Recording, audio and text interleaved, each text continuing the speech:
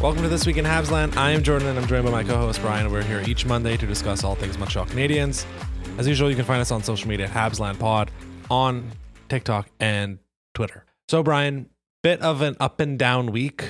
Definitely people staying rational online about the state of the club. How did you find the week? And I actually, before you get into it, added the disclaimer, we are recording before the Flyers game on Sunday night.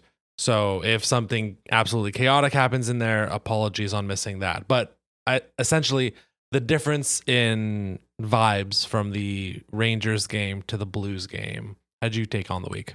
Well, they certainly woke up. If we were jumping into our headlines right away, we might have something like Martin St. Louis is not allowing them to snooze their alarms or something like that. Because this was a big wake-up call for the Montreal Canadiens. They had their longest break between games yet this season, and it was the perfect time for it. It was after Slop City playing against the Rangers, getting just absolutely beaten down. It didn't look like anybody was on pace with the Rangers except for Jake Evans. Jake Evans was the only one who was at their pace. Everybody else on the Canadiens was less than that. And even then, I think Evans was maybe a step behind the Rangers. The Rangers were just perfect, like a well-oiled machine. And that's, I think, also the contrast between the St. Louis game and the New York game. St. Louis is just a good, decent hockey team. They're not, nothing to write home about. The Rangers are a real contender. And so when you're playing a team like that and you don't have your stuff figured out, that's when you get destroyed and they score 7 on you. And both your goalies look bad. Like Monty got pulled after 4 goals on 9 shots. And I'm looking at my notes here for something positive to throw in, and it's hard to find. So I'm just going to leave it at that. It was incredibly sloppy, the Rangers game. And then Martin St. Louis and the team get together and say, we can't have this. We can't look this bad anymore. We need to figure things out right now. And then they came out against St. Louis at home, and they played a good hockey game. It wasn't their best. I think last season, at the end of last season, they played more complete hockey games for 60 minutes. Like the entire second period was kind of rough. The first and third were great. I thought the Canadiens really came out to play right out of the gates, and then they closed the game really strong. Maybe the next step is figuring out that second period. Yeah. So it's interesting. It's almost like the fan base and the media to a certain extent almost has to recalibrate how they treat each game. All of this stems from Hughes and Gordon at the end of last year saying we want to be in the mix. And I think people have taken that and ran with it. And it feels like people's expectations have gone up, not 1, not even 2, but like 3 levels. Yeah. And I mean, you had the line injury, you had a lot of stuff, especially with how much younger this team is. Once again, there's 2 rookie defensemen playing every night at this point. I think this week was a good encapsulation of, and I really like St. Louis pushed back a little bit against the media this week about, taking advice from people you wouldn't seek advice from. And I think there was some really good articles written this week, specifically one by Arpon Basu about how the Canadiens are trying to adapt to their existing or their new defensive hybrid system, and just kind of a history of chronicling. And I don't think this might not have been in the Basu article, of teams that have won the cup over the past 10, 15 years. All of them have used some version of the hybrid system in some capacity. It's kind of like we talked about last week. Like there needs to be a bit more patience in the room. Getting blown out by the President's Trophy winners, it's going to happen every now and then. Teams are going to have bad nights. The Leafs were getting pumped by Columbus, I think, on Tuesday. Like teams, you're going to get hit in an 82 game season. There's going to be 6 or 7 absolute stinkers. And the Rangers game, 100% one of them. Like the Pittsburgh game the week before, Habs had a pretty decent run in that game, the second period especially, and then the wheels came off in a third. Yeah. That's a bit more along the lines of what I would anticipate from this team this year. But then you have a game like the Rangers where it's just, throw out the videotape. It's not worth keeping. Yeah, absolutely. And I think it's interesting too that Martin St. Louis took 7 games before pulling the plug on his, I don't know if you want to say even lenient mentality, but it didn't seem like there was enough accountability. And it took 7 games for him to, I think, up the accountability, which that's important too. It's about figuring out your defensive system and making sure that that's a proficient one that's used by the top teams. I think that's great that they've adapted that. But also it's a pure effort thing, a pure effort and confidence thing too, because effort and confidence, when you're a hockey player, a lack of those 2 things, they look kind of similar. When you have a lack of confidence, you're not exactly sure, there's hesitation there. You're not sure what to do and what point. And a lack of effort kind of looks similar, because if you're hesitating, it could look like you're just not trying that extra step. So I'm glad that that's been resolved as well. And the St. Louis game definitely confirmed that. Win or lose, I think that if some of the goals hadn't gone their way and maybe the Team Canada goaltending battle had gone the other way, which it did not, which I'd like to talk about that maybe for 30 seconds. But had it gone the other way, then I still think I'd feel the same way, that they've kind of turned the corner now. There will still be bad games. So those of you who are thinking, okay, they've turned the corner, every game's going to be like this. Yeah. It's not. It's just not. Like, flat out, we have to manage our expectations for this team. It is a young team, lots of rookies, and lots of injuries as well. So that's the other thing too that was not fun this week. No Slavkovsky and no Gooley. make Homer something. Go crazy? Don't mind if I do.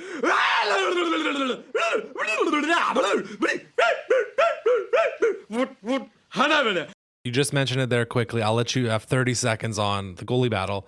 Of note, Tristan Jarry, who is one of, I guess, technically the candidates. Although at this point, if you play goalie and are Canadian in the NHL, you are one of the candidates for the You got a shot. Yeah. So Montembeault looked great on Saturday. Yes.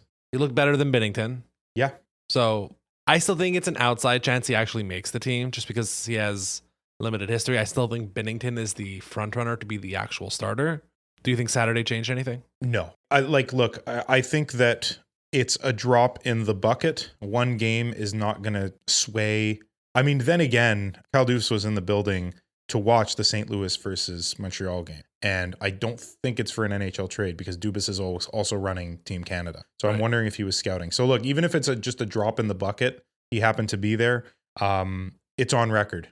That's all I can Look, as it could mean 1%, it could sway them 1%, but it's on record that Monty played a better game against, Binnington in a head-to-head. So there's that. So I think it's a 4-horse race. You're right to mention Jarry, and I think Aiden Hill's the other one. And then maybe there are some others, but you're absolutely right with the comment that if you're Canadian, you play goalie.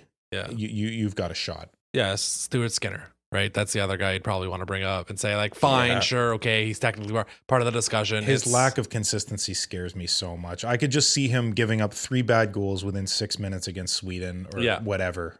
I think what'll end up happening is they'll wait to the very last minute and pick whoever's hottest. As late as they can wait smart. To make the announcements. I don't think we have a date on when they actually have to make the announcements. I will presume there might be a second wave. They've already announced the first 4. There probably will be a second wave at some point. Maybe we get to wait till January until they actually make the announcement. And I think the Team Canada brass will wait till the last possible second. Okay, headlines. Let's jump into it. We have 3 this week. Let's do it. We're getting positive again. Sorry, everybody. So, first headline of the week. And if this was our previous iteration of the podcast, we were doing our 3 stars, I don't know how we would not have had Kirby Dach as the first star of the week. The headline reads, "Welcome back, Kirby." This was on Saturday night against the Blues, easily, without question, his best game of the season. He has, and I'm interested to ask you, I mean, we know why, in a way, the Slavkovsky injury brought him into that first line. But before we get into the why and the St. Louis angle of it, on Saturday night, we really saw, I think they had something like a 57 or 58% shot attempt percentage. That first line was back, and having a Suzuki line have sustained success in the offensive zone, immediately downstream the rest of the team feels it. What did you see from Dach? And it can be the whole first line, but specifically from Dach on Saturday night, that he has his groove back. He has his first goal in a year. We were just said it in the last podcast. He hasn't played this much, 8-10 games in a row since March of 2023. Well, he just scored his first goal since March of 2023. Yep. So what have you seen from Dach since moving to the wing on the first line? I think he was more engaged. I think that he was hesitating less, and I think he was making good decisions. And his possession game was very obvious as well. That's one thing that Dach is very, very good at when he's playing well. And we haven't seen that so far this year. I am curious to know, and I guess I'll throw this back at you as a question. I am curious to know how much of that is him being back with Suzuki and Caufield, because that's not a negligible thing. The quality of players that Dach was playing with versus Suzuki and Caufield, there's a jump there. There's no doubt about that. You're going from, just to be flat out, borderline top 6 players to and Armia, who really is more of a 3rd line, 4th line guy. Newhook's the borderline guy. You're going from that to 2 established top 6 players who are now a point per game or better. So I want to know how much of it is Dach specifically, how much of it is him playing with these two guys that he's had chemistry with in the past. It's a couple of things. I would more likely suggest he was playing with third line wingers in Newhook and Armia than borderline. So I think they're more clearly third line guys at this point. Newhook has his moments where you're like, oh, wow, what? But the consistency in him being a top 6 forward, it just hasn't really been there yet. So yeah, the quality has obviously jumped up. What I was thinking is, and this is like, I don't even want to call it a happy accident, but it's more about like making the best out of an annoying situation. When you lose Slavkovsky, there was an opportunity here, and I wonder if St. Louis was saying, I need to get Kirby going. I do think they still see him as a center, as a second line center, but they think, okay, Slav's going to be out 3 games, 4 games, not long term, short term. Can we plug Kirby into that top line and get everybody going? Can we especially get Kirby going? Because Caufield's been going, and Suzuki, we've seen a slight tick up, and like, we don't want to mention anything about the Rangers game other than that Suzuki goal where he just dekes through half the Rangers team. That was sick. Early candidate for goal of the year, will likely be mentioned at the end of the season in some capacity. So I wonder if St. Louis was saying, oh, this is again, just by accident, this is an avenue to get Kirby going. Let's throw him on the wing. Let's get rid of the second line stuff. Let's forget who he's playing with. Get him to play with Nick and Cole. Let's get him going for these next 2, 3, 4 games. Get that confidence back. And then when Slavkovsky comes back, we can bring him back to the second line. You might want to rejig the second line. There might be a certain guy in Laval we might want to call up. What do you think about that? Of St. Louis kind of identifying this as like a short-term solution to just give a little jolt to Kirby Dach's offense? Yeah, I think you're spot on. This was an opportunity. As much as it sucks that Slav's out of the lineup and wearing a blue jersey instead of a white or red one at practice, as much as that sucks, Dach being put on the first line and waking up, so to speak, that's a great thing for this team. And that also extends, like that opportunity extended to Kapanen in the St. Louis game, because Kapanen now got a shot on the second line. Another guy who's been very good and probably underutilized in terms of ice time and where he was based on his effort level, how implicated he was in both zones. And so Kapanen now gets implicated in a big way. Those are 2 very meaningful young forwards for this team going forward. And they're both centermen too. And they're both playing on the wing, which is kind of interesting. Like they both got their jolt by taking the pressure off a little bit, go out and have fun on the wing. Not that they weren't defensively responsible, but it doesn't all fall on them. On Kapanen, so he had one big highlight in the St. Louis game where he gets I forget who he got the rush chance off with. He gets a great chance off. And what I absolutely loved about this play, and so I was at the game on Saturday night, so that was on the far side. So I could, I love sitting kind of more behind the net because you get a great view of the entire ice. Kapanen, if you rewatch that play, yes, he gets the great chance. He so quickly identifies one of the defensemen as pinched up and covers for them in about a second and a half. So he goes from goal scoring opportunity to like, oh, I didn't score, to immediately recognizing someone on the left side of the defense, it's probably Lane Hudson, pinched up, and immediately he covered that spot. And it's a small thing, but it really impressed me. Right away, he had the recognition that, let's be honest, a center tends to have of, ooh, I got to go cover the point. So I love that little detail from Kapanen that right away is like instinctively, he just started back skating and covered that left side of the blue line. So yes, underutilized. He's averaging 12 minutes a game. He's getting a bit of power play time. I mean, maybe I'm asking too much for a rookie, but he looked that good in preseason and so far to start the year that I was like, no, give him 14, 15. But maybe I'm asking too much. Fair enough. But on that play, if I could just jump in about that scoring chance 5 minutes in, the forehand, backhand deke, nearly fooling Bennington, that was awesome. It was 5 minutes into the game as well, which to recognize that you have to get back for the defender that early in the game, it meant that the Canadiens were not trailing 5 minutes into a game like they have been several times so far to start the year, sometimes going down as much as 4-0 a few nights prior. So that defensive play potentially stopped them from going down very early, which that's an adjustment that they absolutely had to make. Okay, so yay for Kirby Dach, and absolutely. Also a little bit for Oliver Kapanen. I like the corollary you found there between, or the similarities between just taking the edge off a little bit. And, someone like Alex Newhook brunting a bit of it. I still think we're figuring out these lines. Like, it's in my head, it's very murky as to like what the best version of the 12 forwards look like right now. I know we love the Jake Evans line, and Suzuki and Caufield seem to be tied at the hip. It seems like everything else is kind of in flux. Line A coming back will be a huge, like, I think, set the pecking order once again, and we'll see where guys line up. So on to our second headline, Brian. I'll let you take it. Sure. What did you want to talk about? I want to talk about the specialty that is the Montreal Canadiens special teams. And I know I'm kind of stepping on your toes a little bit because I kind of prepared a penalty killing one. You want to talk about the power play. I think we should talk about both. Sure. They're top tier in one of those. Like they're in literally the top 5 in the NHL in penalty killing. The penalty kill, I think we both kind of expected they would be good, not great. Yeah. Like there was no reason for them to be incredible on the penalty kill. Teams with Carey Price level goaltenders and established very good defensemen and a guy like Jake Evans, like just flat out, do very well in the penalty kill. The Montreal Canadiens have one of those 3 things because we got a bunch of rookie defensemen, a couple offensive defensemen, but everybody is pitching in. In the St. Louis game especially, it was very important that the PK was good because this was a close game all night, and new into the lineup comes Michael Pezzetta and takes 2 bad penalties. So in a crucial game like this, which is a turning point in your season after you've had a little bit of a break and you're looking for a spark, to come into the lineup and your job is to bring the energy and to hit and to make the opposition a little bit afraid in their own zone. That's absolutely what you have to do if you're Michael Pezzetta. So I don't blame him so much as a little bit of bad luck in timing and maybe some split-second bad decisions caused 2 penalties. But then the Montreal Canadiens step in.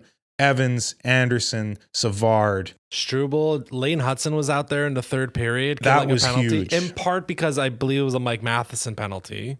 But hey, you got to call someone in at some point. So he came in, I think, on the second pairing with Struble. Yeah. So there's a couple of things I've been noticing. Yes, Jake Evans is the star of the penalty kill right now. There's no way around it. Josh Anderson, we asked him, please stop taking penalties. He has 1 penalty in his last 5 games. He had a great block on Saturday night. We don't know as of now the extent of the injury. We know the Habs called up Lucas Condata, which to me kind of signals short-term issue. Like we don't know totally, just a little stopgap in case, there's a lot of games coming up this week. Josh Anderson is understanding the role. The hands need to be like 12% better because he should have another 2 goals, I think, by now this season. But he's understanding the assignment. And the other little bit that we're noticing is, there's a pop quiz, Brian. Who is leading the Montreal Canadiens in ice time this year? Who is leading them in ice time? I think it's Lane Hudson. It is Lane Hudson. Yeah. Mike Matheson has gone from about 25, 26 minutes a game down to about 22 and a half. I think a lot of that's coming at 5-on-5. We've talked about in the past how the power play unit 1's getting the hook a little bit quicker than they used to. Yep. And all of that bringing down Matheson's time, I think, is making him, he's just as important on the PK right now. He's still first wave with Savard. He's just like 8% fresher. Yeah, totally. On the PK, and I think that's helping contribute to it. If we can keep Mike Matheson's, and I don't know if the answer is Hudson 24 minutes a night, but if Matheson's time can be 22 minutes a night, you're looking at a much more consistent player going forward, and I think that will continue to translate into the penalty kill. Anything else on the PK before we move on to the power play? Well, I will have something, but on that idea of Hudson being the reason that Matheson's getting less ice time, isn't that funny? We all thought it'd be Gooley. We all thought Gooley by like week 4 or 5 would be getting 25 minutes, and that's what would bring Matheson's time down. Nobody expected, at least I'll speak for myself, I didn't expect Hudson to be playing 25 minutes a night. Exactly. Did not expect Hudson to be at 24, 25. I do think the Canadiens sorely need to figure out the third pairing. Jack-Eye was better. Full credit. Yes, he was. He sat in the press box for a week. He licked his chops. He waited, and he came back and he looked much better on Saturday night. It does not mean the Canadiens still have now figured out the third pairing. It's still an issue. St. Louis still does not trust that third pairing more than 13, 14 minutes a game, whoever is on it. Patience, though. Well, Patience. when Gooley does come back, when Barron comes back, whoever's first, like we got to see a lot of interesting kind of eclectic defensive pairings this week because of the players that were out. One that I actually liked that I think I'm kind of in the minority was Struble-Mailloux. I've seen a lot of sort of flack thrown their way because of mistakes. Because of one really bad mistake. One really bad mistake doesn't make the pairing awful. Yeah. It was an error. Other than that, I thought they were decently solid. Maybe my eyes need a wipe down or something. Like maybe I need glasses. But other than that one play and maybe a couple little errors when they tried to rush things on the breakout, I thought they actually did okay. And in a third pairing role, they're both still learning. Yeah. But these are two guys that would need a kind of a bigger slice of the pie, I think, to get to the next level. And so giving them consistent third pairing minutes might be a smart idea. By doing that, when Barron and Gouli are back in the lineup, I have no idea how you set that up. You basically cannot. Yeah. When one of them comes back, that means that you're sliding Jack Eye. So maybe we're getting a little off topic here talking about the defensive pairings, but all this to say, I kind of liked that one. I hope to see more of it. And when they quell those mistakes, I think they'll actually be a decent third pairing. Yeah. So about that power play. Yeah. It is 24.1% as of the morning of the Philadelphia game. It's 7 goals in 8 games.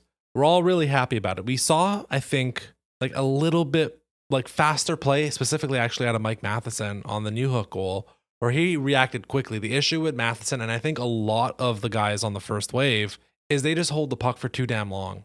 And like it gets to a point where it's stasis and no one is moving. Matheson moved the puck real quick, like before Kirby Dach was even in like his like set, like quote unquote set position. Right.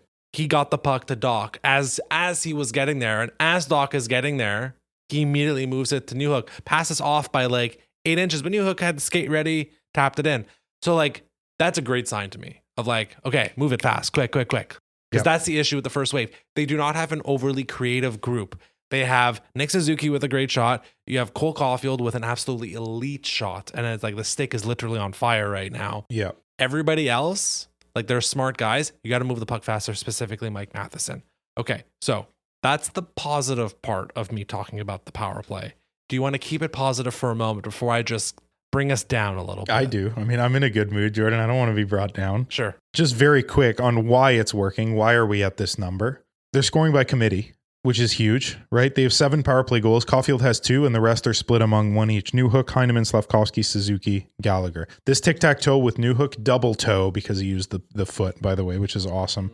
Both units are also functioning. I've mentioned this before, so I won't spend a lot of time on it. But on the top unit, you've got like all the top offensive forwards, Suzuki, Slavkovsky. When Slavkovsky goes, even Newhook jumps up to the top unit. Caufield, Dach, you've got everybody. It's killer. And the second unit has Lane Hudson. Yeah. So, and that's all you need. And then the third thing, I think, even though I still find it nauseating very often, the drop seems to be working.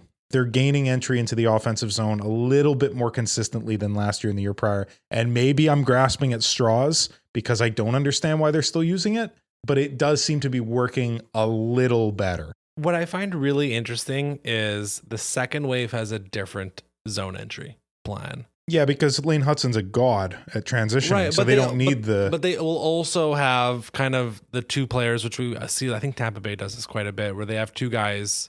Essentially, like there might be a drop, but it'll be 2 guys, one on the left, one on the right side. Newhook is usually one of those 2 players. The other one will rotate. Usually it's going to be Oliver Kapanen at this point. So, and then otherwise, yes, Lane Hudson will just bring it all in by himself. I find it interesting that the first wave is still the mega drop down to Suzuki.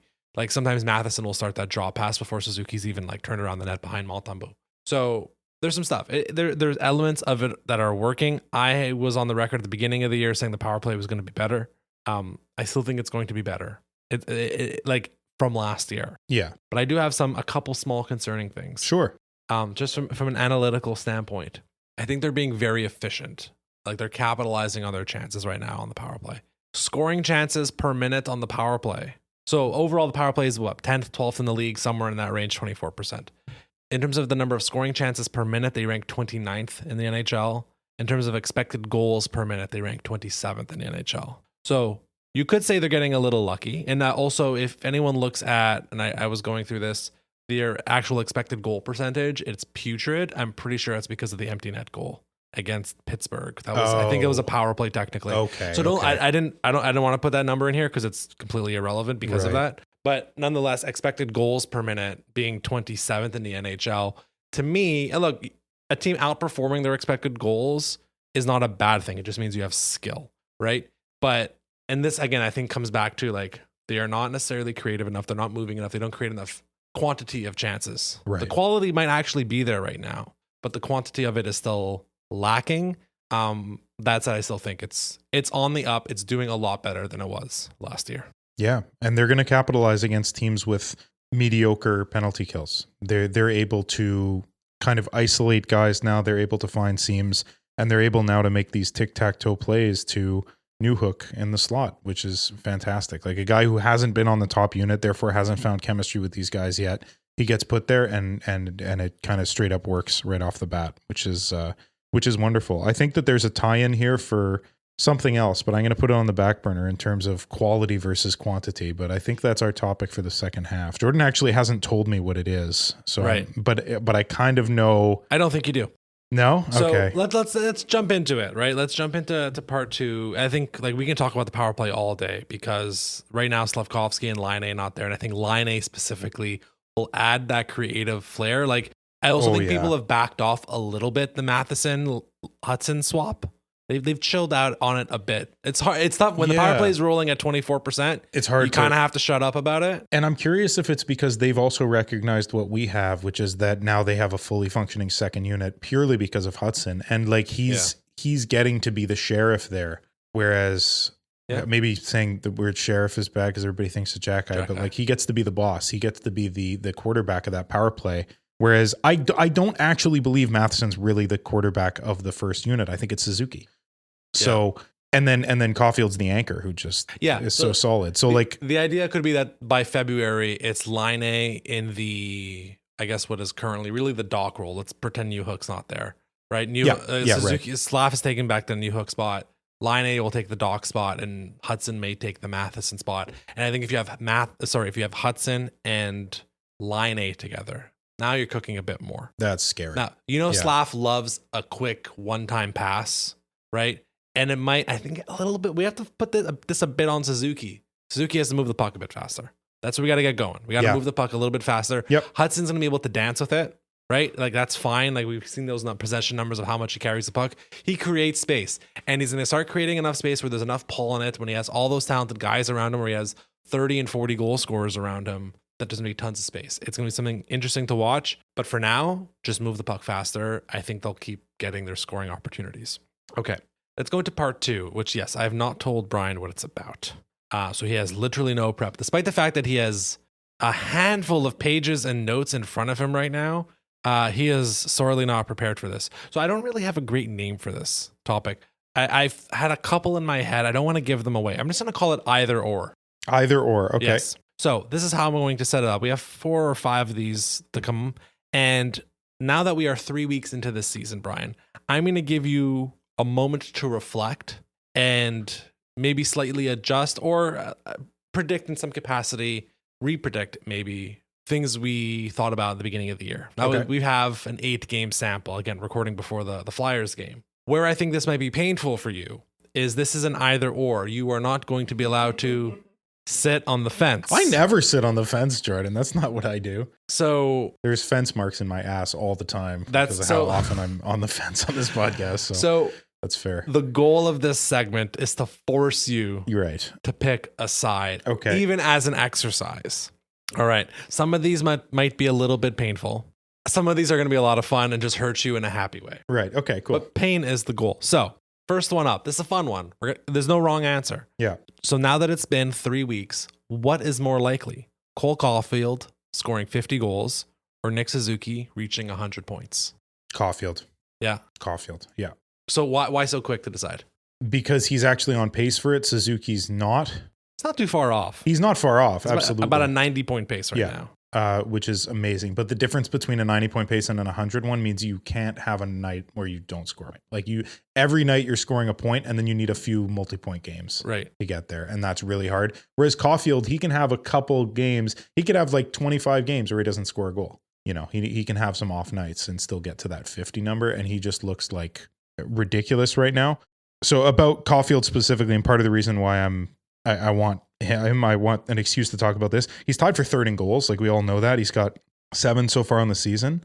He's tied for 69th in shots on goal. Nice. First of all, nice. Yeah, exactly. With 22 shots on goal, he's tied for 69th and third in goals. Nobody in the realm of scoring that many goals has as few shots as Caufield does. You have to go up like 5, 10, 15 shots to find other players who have 6, 7, 8 goals. And so what that tells me is one of two things. It's either A, the depressing one, which is that it's just his shooting percentage, which is going to regress because it's got to go back to the mean. Like that's the way that statistics work. But the fun option, the one that I choose to look at, is the fact that he's a true elite NHL sniper. And so although the number will regress, I hope it'll regress slightly because he's picking his spots. That's what I was referring to earlier as quality over quantity. He's only averaging just over 3 shots a game. That's a normal forward amount. Like there have been nights where Josh Anderson or even Christian Dvorak gets 3 shots. Like that's not impressive. Cole Caufield used to take 7, 8, 9 shots a night, like that Ovechkin thing. Now he's being incredibly selective. I think he's also just flat out getting less opportunities, but I'm choosing to see the good. So what do you think about that as a reasoning for Caufield over Suzuki here? So, I mean, it all makes sense to me. One thing I want to mention from the Saturday game against the Blues, right? I forget if it was right before or right after Caufield scored, but there was a nice contrast. Christian Dvorak had a similar like slot opportunity to shoot on Binnington, and it was just the softest breadbasket shot. And I looked over to my cousin I was at the game with, and I was like, what are we doing? Yeah. What a waste. And then you see Caufield do it again a couple minutes before, a couple minutes after, and you could just feel it. Like he got the puck and he's like, enough of this. We're ending the game now. Yeah. And the worse angle than Dvorak. Dvorak was a much more straight on shot. He was slightly more to the side, Caufield was, especially if you see the replay. There's no way Binnington was stopping that. No, like, that was lethal. He is in a zone right now. He'll keep it as much as he can. It's been a great start to the season. My argument for Suzuki would be like there's the durability that Suzuki will, knock on wood until whatever, but Suzuki has the best durability on the team for now. Yeah. So, and then like other components of it is it's always going to be easier to pick up assists than it is to pick up goals. If we're talking Suzuki needs to get to maybe 65, 70 assists, somewhere in that range, he should be able to still eclipse 30 goals. It depends on what happens with Slavkovsky and long term and how healthy he is. Like getting a little bit worried on that front, but I would probably lean yes, Caufield, not necessarily because he's on pace for it, just because he fits that mold a lot better of a 50 goal scorer than Suzuki at 100. But that said, like scoring is continuing to go up, and we saw it even on Saturday night where Suzuki I think picked up 2 assists. Yeah. And sometimes it's like one of the assists was on I think he had the rebound right before the Dach goal, right? So like random little stuff like that will continue to happen. I'm okay with this. Anything else on Caufield and Suzuki before we move on to the next one? I mean, we could jump to a recap of one of the over-unders, the one I gave you about them averaging 70 points each, the top line. Yeah. Even with Slavkovsky missing the last 2 games, so instead of 24 games played, they've only played 22. They're at 23 points, which is more than on pace for averaging 70 points each. Yeah. So even with this very unfortunate thing going on with Slavkovsky and what we assume is his shoulder, based on some video, they're still scoring, they're still getting points, and they're still being very productive. So that's an incredibly positive thing. And Caufield is still just absolutely leading the team in terms of goals. I think it jumps from 7 to 2. It is 2. There's a bunch of them at 2. So somebody get to 3, please, just so we can stop talking about this. But Caufield, keep scoring goals, man. Suzuki, keep getting assists. We love it. What else is there to say? Second, either or. That's only been 3 weeks. But what's more likely, Brian?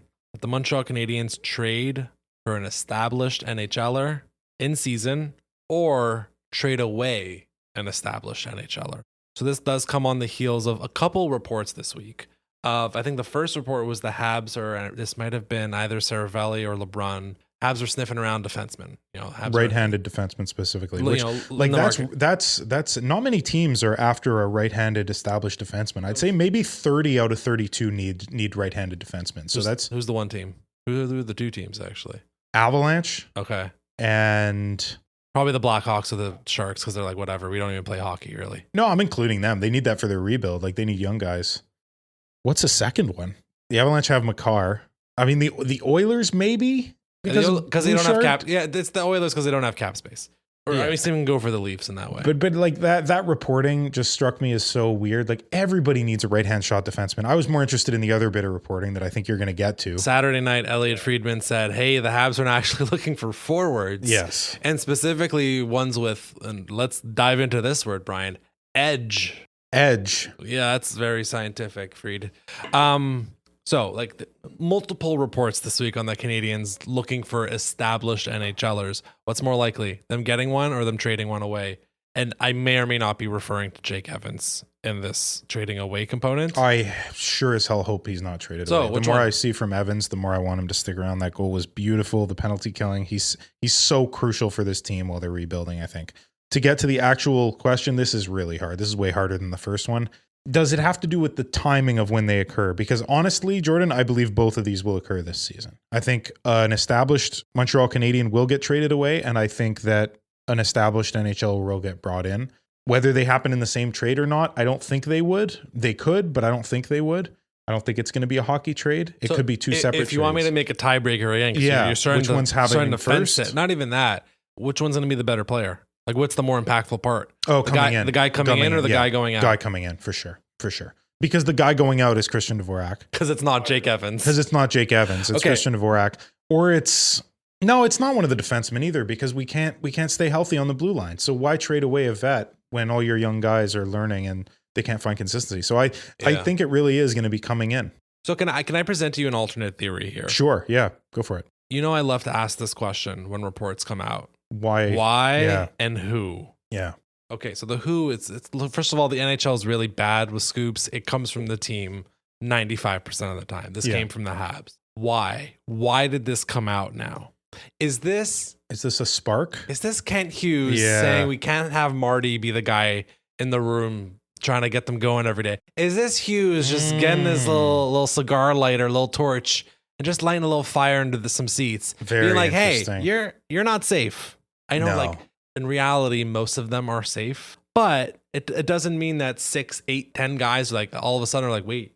Oh, they're looking for somebody to replace me? I gotta figure this out. That's very well said, Jordan. Because why else is this leaking in late October? Well, the other possibility is that there actually were trade discussions, no matter how deep they went, with Kent Hughes and some other GM who I've cares? no doubt that this has actually happened. It could be that other team that they've then had discussions and said, okay, who do we want on the Canadiens? And then somebody from that organization leaked it. That's the other possibility. You're right that most of the time it's the team that it affects most. Yeah. That it affects most.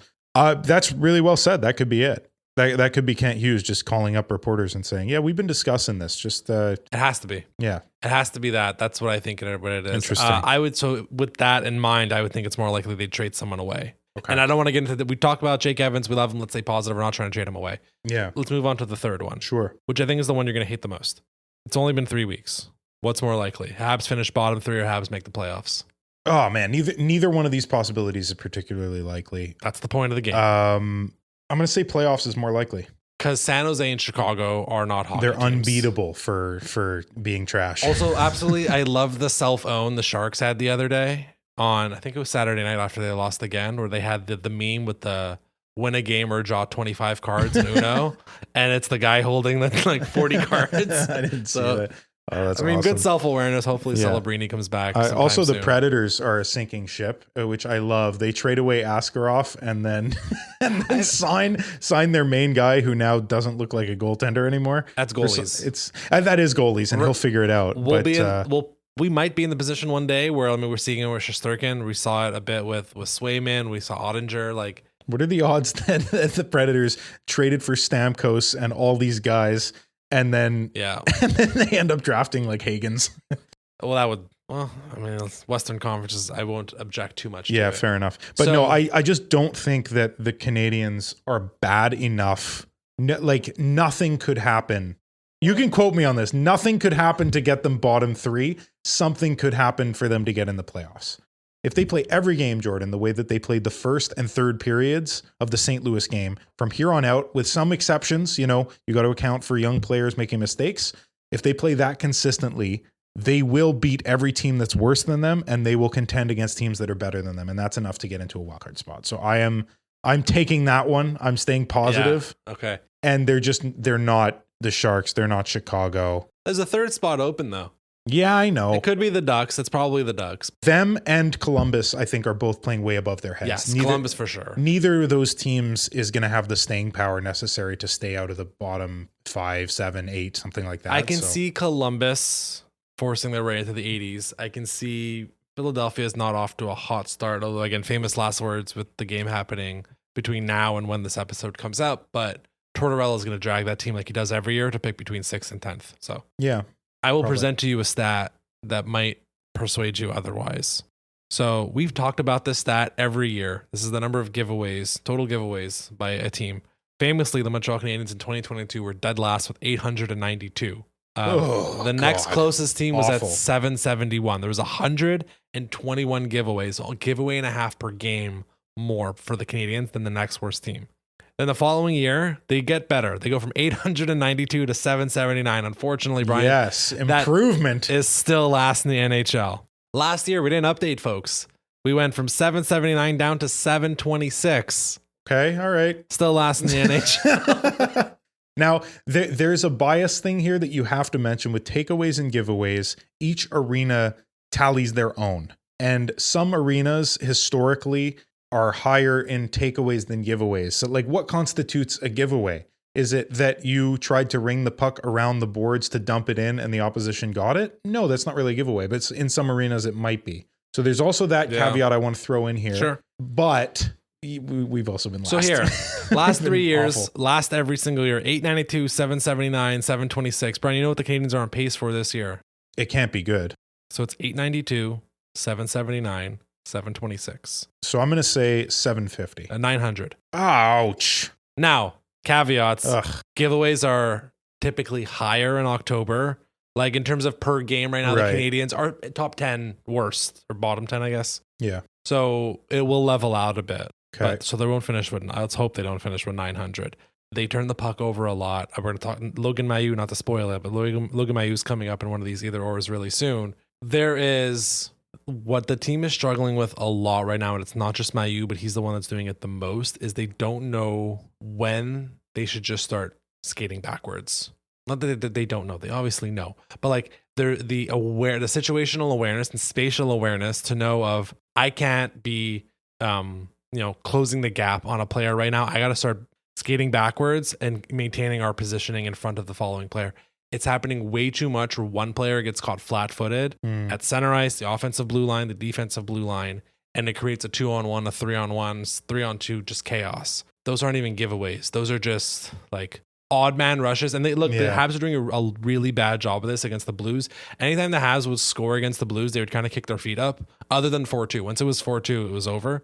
But they would kind of just kick their feet up at 2-0 and at 3-2, where they put their feet up and like, oh, we're done now. And the Blues would get right back into the game. Yeah. And a lot of that is the Habs defenseman being flat-footed somewhere in the neutral zone. I mean, you said that those aren't giveaways, but it did happen quite often that a giveaway led to somebody being flat-footed because they weren't expecting the puck to come back. Yeah. And so they are related in that way as well. But yeah, that's a very fair point. I think that the flat-footedness, the readiness to react is not there with every member of the Canadiens, especially those young guys. Mailloux, definitely. So with all that said, Yeah. I will agree with you. It is more likely that they would make the playoffs and finish bottom 3, in part because when we spoke about it at the beginning of the season, we thought 7 teams were locks to make the playoffs, and then a couple teams were vying for that 8th spot. Quite a few, yeah. And I knew, like, I felt this way when we were recording, but I didn't say it, so no credit to me. But I think Tampa and Boston can be, like, knocked off their spots. They're a little flu. Their position is... There's something a little bit, especially with Tampa. It's been happening slowly. And look, they might just finish 3rd and beat the Leafs in 6 games. And we'll all have a great laugh at it again at the end of April.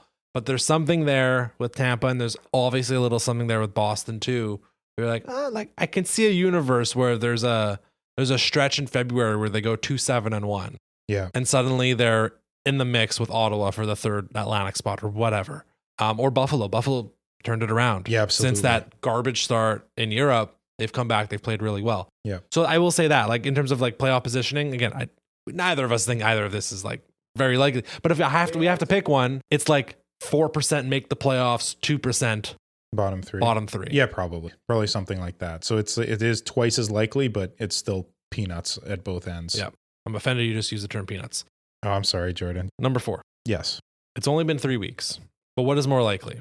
Joshua Roy or Logan Mailloux playing 40 games with the Montreal Canadiens? Roy turned it up, playing well, 6 points in six very games. well. I think 6 in his last 4 specifically. Nice goal on Saturday. Has not played a game with the team yet, but he seems to have understood the assignment and said, I'm getting my act together. And it's interesting. There's been a couple guys that we saw in training camp not be great and slowly rev it up. Suzuki's like prime example of that, but we're seeing it with Roy and Laval. He's slowly revving it up. Mailloux, I thought, was in a good spot to do that. I think he's been more missed than hit. Yeah. With the Habs, he was great in those couple games that he played in Laval. And then there's like, you have to also weigh like, well, health, but also like need and availability. And like, is there any actual opportunity between the forward and the defenseman? So what do you think? What is more likely? Who's more likely to play 40 games with the team this year? So before I make my decision, I'm going to elaborate on each. Mailloux's, I guess, benefit or like what skews this in his favor is the fact that defensemen keep dropping with injuries. And on the right side, we don't really have established guys other than Savard. Because Goulet, when he goes there, is fine, but we'd all rather see him on the left. He's injured anyway. Barron's injured right now. And I don't think anybody other than Savard is basically established. So I think that there's just the sheer need for a right-handed shot defenseman who plays the way that Mailloux does when he's on will give him that benefit. Can I stop you there? Please. I mean, I agree typically with the left-right split here. We've seen the Habs be very open to having more lefties in the lineup. Could you not make an argument? Yes, the right-handedness helps them, but that William Trudeau and Adam Engstrom could also just be straight up competing for those minutes. Next time, like I'm thinking in my head, like, okay, so there could be injuries, and we didn't talk about Goulet this week, but Goulet not being able to play 80 games a season is starting to become a legitimate concern. Yeah, for sure. Like if Mailloux has another poor game, do you just send him back to Laval and bring Trudeau up? And I understand that causes a massive imbalance between the lefties and the righties until Barron comes back. Right. Personally, I wouldn't. Whether they will, maybe. I mean, it would have to be a colossally bad game. Like it would have to be a worse game than he's played yet. He had 2 bad games this week. He did, but I don't think they were bad enough to warrant him being sent down in his first NHL season. You know what I mean? Like he's so green that you almost have to expect those games. So I think that he gets the benefit of the doubt in that way. It helps that he has high draft pedigree. I think Mailloux has a good shot of sticking around. I want to talk about Roy too, because that's the other guy here who, based on his play, deserves to be there. So why isn't he the guy called up? Why is it Condotta? That's why I think I'm leaning Mailloux as well, because a decision has been made. And I know that this decision was made because it's a stopgap, a temporary stopgap for Anderson, who is not a top 6 scorer. What they're trying to replace here is edge, Jordan, or grit, whatever you want to call it.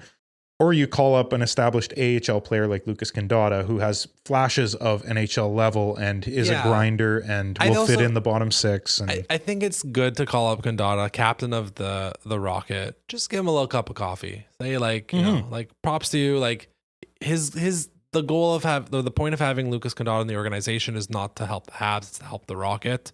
It doesn't mean you like.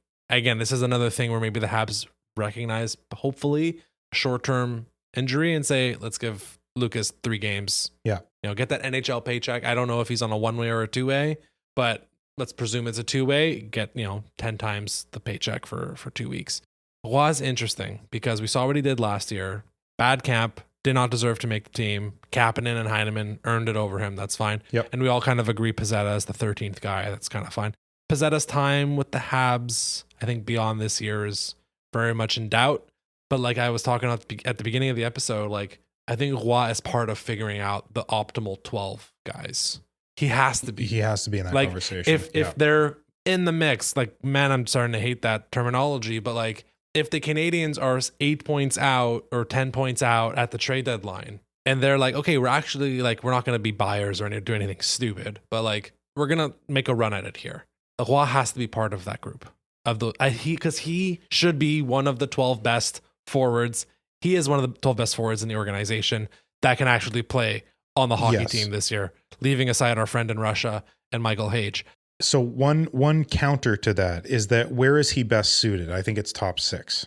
He's that style of player, and that's why he's been lighting it up in the A, because that's where he's playing, and he's playing really well there. Maybe a third line subsidiary scoring thing, but when Laine and Slavkovsky come back, if Kapanen has still cemented himself in that top 6, because I think he did decently well, like he acquitted himself nicely in his first game, is there room for Roy in that position? And then the Canadiens in their bottom 6, the idea seems to be defensive acumen, grit, physicality. Their identity is not secondary scoring. It's get all your scoring from the top. Let Caufield score 50.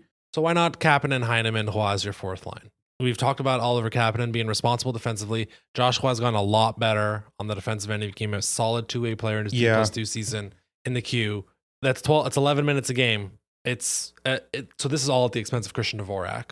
Good. Right, because it would be Newhook would likely still be on the second line with Dach and Line.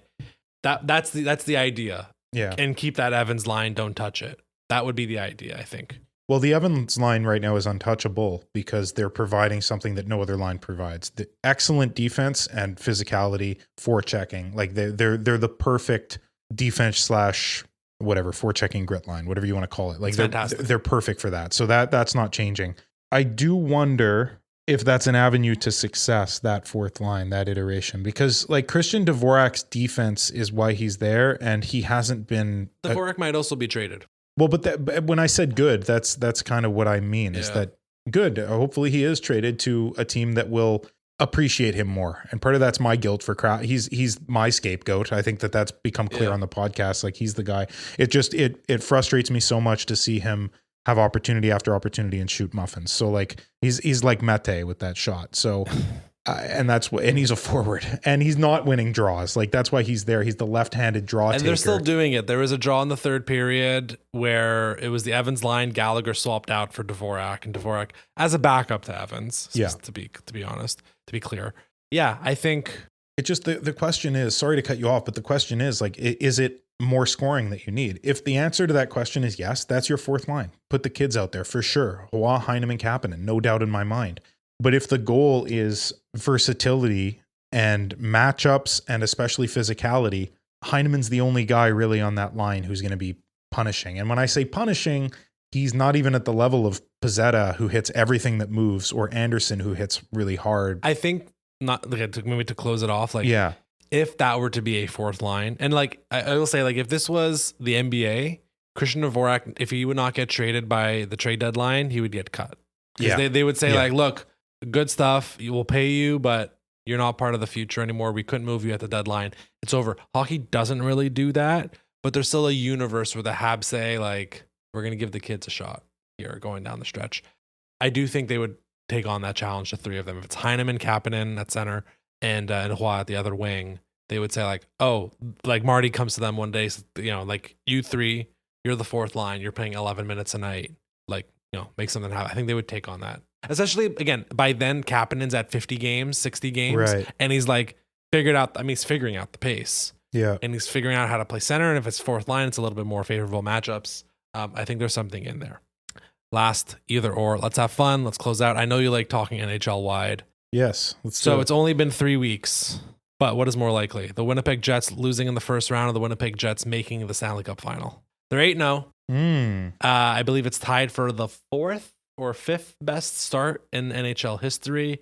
Remember our Canadiens in 2016, rough year, but the first 10 games were a blast. Awesome. Everything after that was just a train wreck. So look, 8-0, Ehlers, Scheifele, I know we don't like him, but Perfetti, Connor, all on fire to start the year. Hellebuck just crushing fools, 940 save percentage, already has a shutout. Yeah, plus 20 goal differential, 14 different goal scorers. Yeah, by committee. Like, absolutely incredible. That said, they are in a division still with the Avalanche and the Stars. And and even Edmonton. Or not division, but in conference with Edmonton. Yeah, so then you got to get to the final. It's not only getting through the first 3 rounds, right? So it's not just the first 2 rounds. What is more likely? Like, I will say, like, part of the caveat here is how important, and we knew it last year, how important it is to the Jets to win the division. You win the division, you are avoiding Colorado, Dallas in round 1. Yeah. I know Colorado's turned it around, big shocker.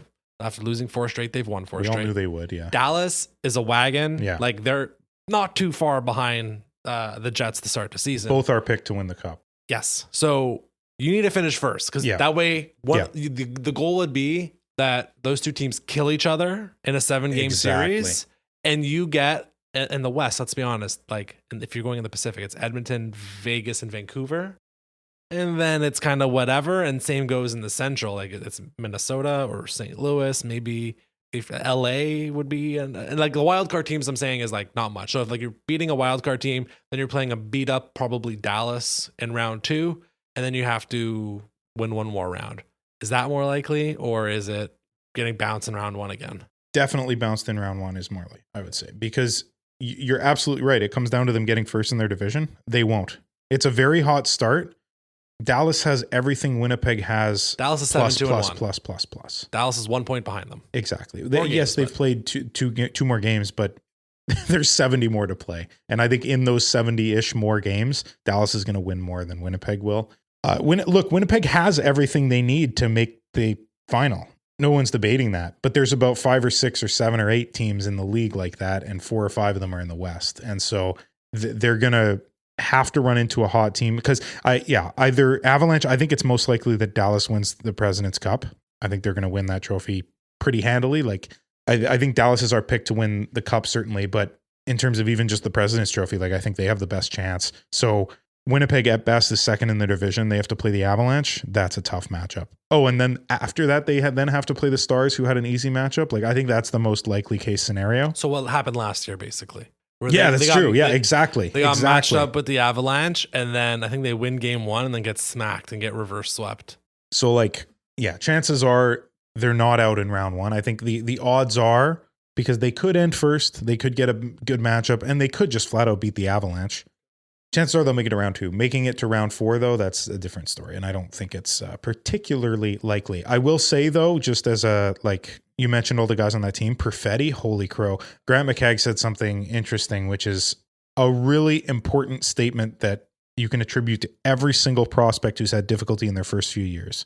This is why you give a kid 5 years, because that's what it took Cole Perfetti, and he looks like an all-star. So be patient.